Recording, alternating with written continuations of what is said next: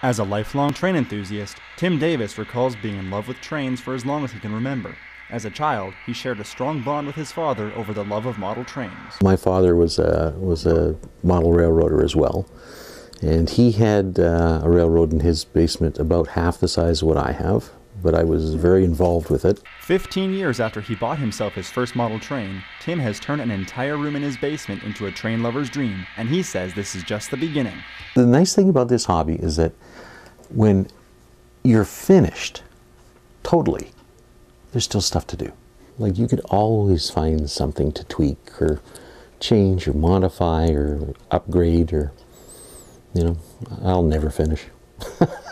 That's the beauty of it. Though Tim tackles most of his projects alone, he often gets some pointers from his wife Heather, who is more than supportive of his model train hobby. I really do believe men need a hobby, and if he's going to have a hobby, I prefer one where he's at home and we can do at least some of it together. You know, I'm all for it. But Heather doesn't try to avoid the train room. She comes down from time to time to help out with some of the more detail-oriented projects, like this waterfall. She just has an eye for a lot of detail that I miss.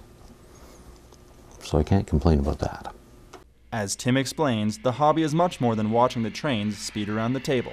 I mean, there's nothing that this hobby holds back on.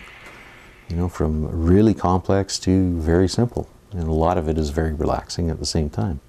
And it's nice to, you know, do something with your time other than sitting in front of the TV all the time.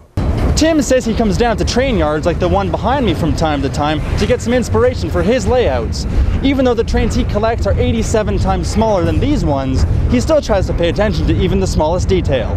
For the Calgary Journal, I'm Matthew Hayhurst.